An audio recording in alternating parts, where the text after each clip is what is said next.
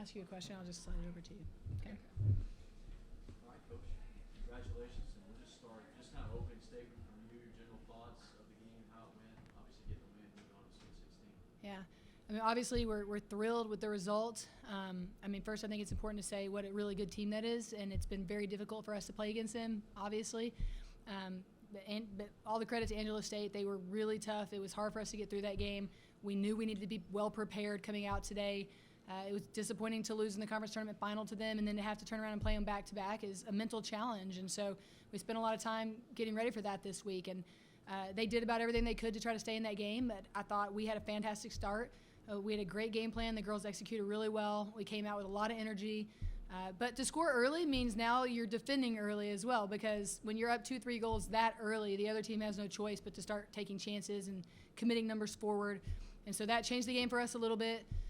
Get to halftime, and we know that we're going to have to come out and probably defend for our life. We've got the wind against us now, and they've got nothing to lose, and they're a good team. So it got a little scary there in the second half, and I think that maybe the moment was a little overwhelming for some of our younger players. We made some mistakes, and we got punished for that. But at the end of the day, players stepped up big time, these two in particular, and did what we needed to do to find a way to win, and we're really happy to be moving on.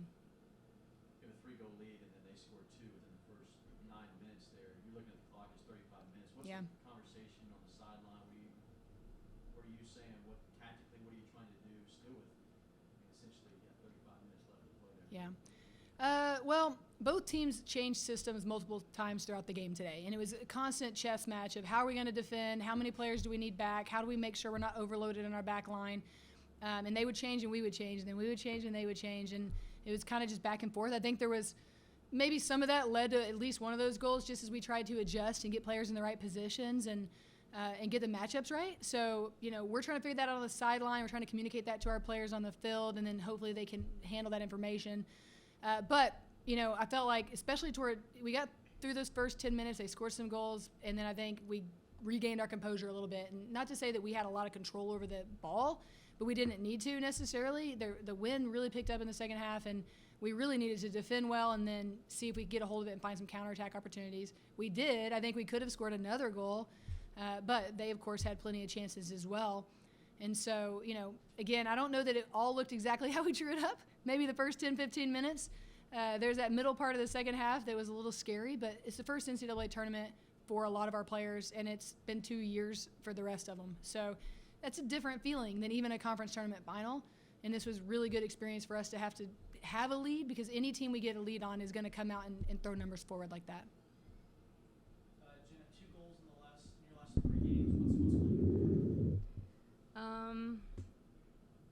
What's clicking for me? I don't know. I just think having a lot more determination and grit, because I think the games that I come out and I play with more grit, I get myself in better chances, and my teammates help me get into better opportunities to score.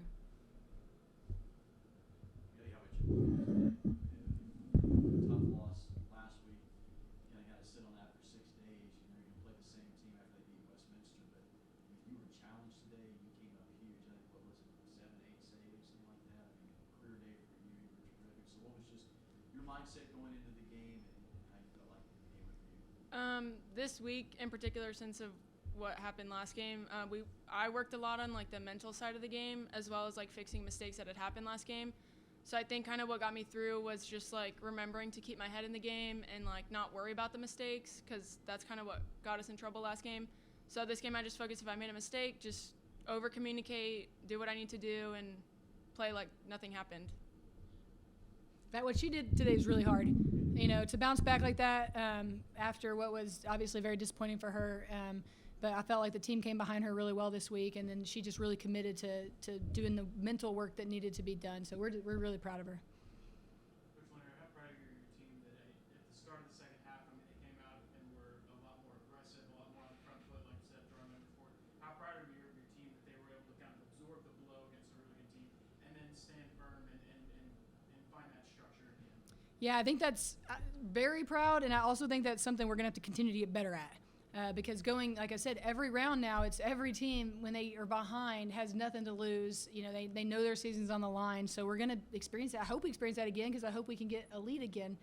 And so I think really what's the best thing to come out of this game is the experience.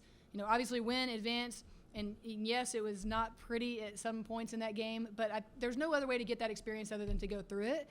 And now our girls know what it feels like to have that lead, to feel that pressure, to, okay, we got scored on. How do we come together now and just regain our composure?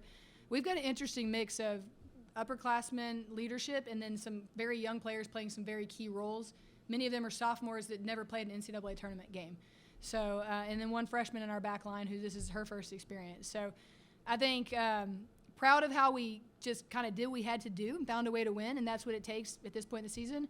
But also we're going to go back to work and figure out how we can not make it quite that scary.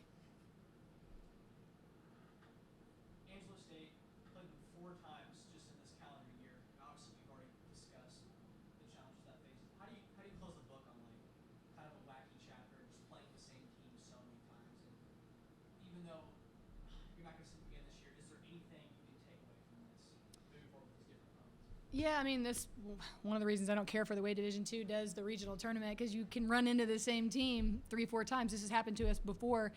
But I think the biggest thing is the Lone Star Conference is really competitive. And the top 4, 5, 6 teams Lone Star Conference, any one of them is going to be a game like this in a big moment. And so, yes, it was Angelo, and they were very capable. They deserved to be in the tournament. They had a good run at the end of the season. And they have a couple of individual players that can really just break you down. And so we had to find the right matchups there.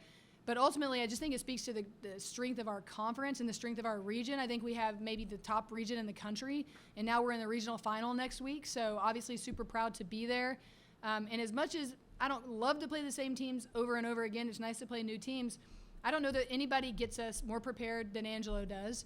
And then also, we needed to win against them to advance. We needed it. We lost last week. We didn't need to win any other way. It helped us, I think, to get over that and kind of turn the corner and move on. And so for that reason, I'm glad it was them.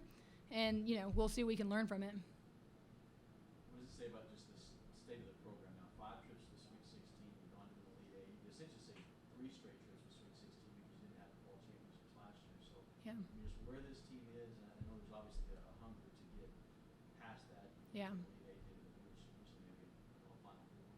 Yeah, I mean, that's our goal, and it's very hard to do that, and we know that. And so we're very determined, we're very focused, but obviously whoever wins the other game, I think UCCS might be in the lead right now, is also going to be very hungry and very determined. And so, you know, we're grateful to be here again 3 years in a row or 4, 5 times overall. It's, you know, top 16 in the country. It's hard to get to this point. I think it does show the just consistency of our program to be here year in and year out. But I tell you what, we are not satisfied. We are happy that we're advancing, but we have, you know, goals to win the next one and hopefully host an Elite 8 round and find a way to win and get to a Final Four. And all the teams that end up here are going to have those same goals and ambitions. So we're going to have to stick together here and play as a team and pull for one another. But, you know, I think we have as good a chance as anybody else. And with our experience at this level, I think that gives us a little bit of an advantage. Thanks. All right, thank you. Congrats, guys. Thank you. Thank you.